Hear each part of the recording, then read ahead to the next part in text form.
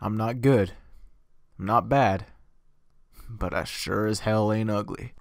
My name's JR, and welcome to Warframe Built to Destroy.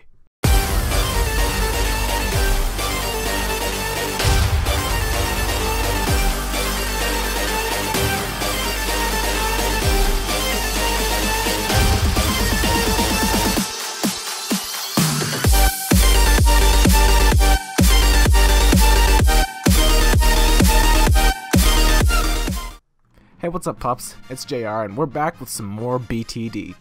Before we get into the nitty-gritty of this episode, I'm curious about something.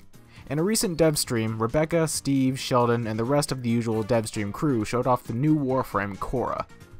Her kit seems to be based around swapping between the three physical damage types, slash, puncture, and impact, sort of in the same vein as Chroma does with the elemental damage types. But instead of her damage type being based on her energy color or something, you can freely swap between the three at any given time, which I think is pretty cool. Cora also gets her own unique Kavat that you can have along with any other companion you may have. Some people may glance over this feature, but as an avid lover of cats, Cora might just make her way into my main frames. Either way, let me know how you feel about the new Warframe in the comments below, and in the meantime, let's get to the show. Last episode, I talked about how my favorite kind of rifles are lever-action long rifles, but I didn't actually say anything about my favorite kind of pistol. In short, my absolute favorite kind of pistol is whatever kind of pistol you can manage with one in each hand because dual equals cool, but if we're talking about single pistols, like many of you, I'm sure, revolvers simply wreck the competition. Regardless of if you have a low caliber revolver or a titan of a firearm like a Smith & Wesson 500 Magnum, revolvers just look slick as hell, and you can look much cooler than you normally are just by posing with one. Which is good, because posing with a 500 Magnum is probably all you really want to do because that thing kicks so hard you won't want to kick back, and if you try to shoot it, it'll probably go something like this.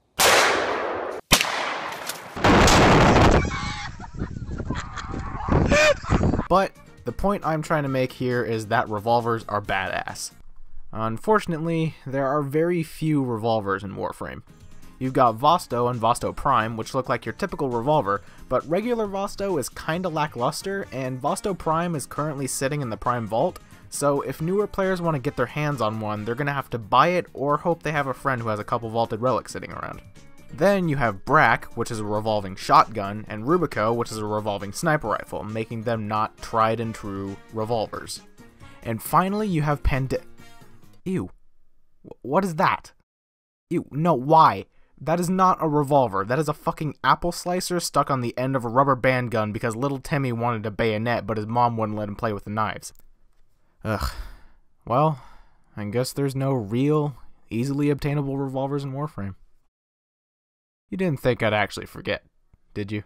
Ladies and gentlemen, bear witness to Magnus. This is death.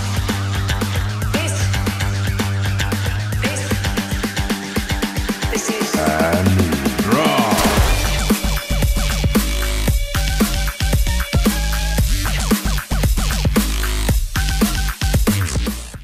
Magnus is a Tenno 8-shooter revolver, sporting 45.1 base damage, favoring impact damage, along with a 2x crit multiplier and a 20% crit and status chance, enabling it to proc enemies with deadlier procs than the average weapon. In addition, it comes preloaded with a 5.83 rounds per second fire rate that you can kick up to a 9.28 if you really want to fan the hammer. The best part about Magnus is that its blueprint is readily available in the market for 20,000 credits, and it has no mastery rank requirement, meaning you can go get it right now if you want. Magnus also has an Akimbo variant, appropriately named Auk Magnus, but we're not talking about Auk Magnus right now. Anyway, even without a Riven mod, if you mod this weapon well, it can certainly be a force to be reckoned with. But that isn't to say that Riven mods don't help, especially with Magnus's 5-star disposition. I actually built my Magnus for Built to Destroy several months ago, but I ended up selling my Riven for 700 platinum because it was quite literally the definition of a god tier Riven, adding damage, crit chance, and crit damage while lowering its projectile speed, which doesn't matter because Magnus is a hit scan weapon. But I still kept my Magnus because I might get another Riven for it. I may not get another god tier Riven, but I can make do with, weird buffs and lower stats, so I felt like I could still make it. Whoops, never mind, I got a god tier Riven. All jokes aside, Magnus Ignitoxicron adds a bonus 135% heat damage, 138.9% toxin damage, making this Riven essentially add 273.9% gas damage, and 216.8% crit chance, which, with the help of Primed Pistol Gambit, Magnus just barely reaches 100% crit chance, meaning Magnus's gas procs are going to be deadly. Not only will they be deadly, but they'll also be frequent. Remember Magnus's 20% status chance? Now, onto my build. I built my Magnus for critical gas and electric procs for some tasty crowd control procs.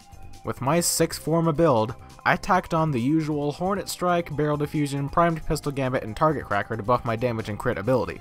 Of course, you can put on Primed Target Cracker instead if you have it, but I sold mine at one point because someone in trading chat was looking to spend big platinum on a max Primed Target Cracker. Next, I have Pathogen Rounds, Magnus Ignitoxicron, and Convulsion to get my beautiful gas and electric combo. And finally, Lethal Torrent for a bit more multi-shot and the ability to fan the hammer whenever I want.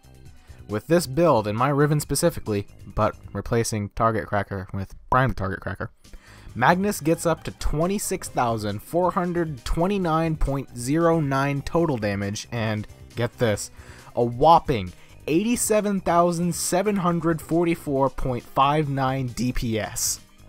Yeah, that's 27,000 damage a shot, and 87,000 when I fan the hammer. Oh, hey, we forgot about the status again, didn't we? Boy, am I clumsy. With a 46.4% status chance, we're hitting the target with a proc almost every 2 shots. Pretty fucking cool.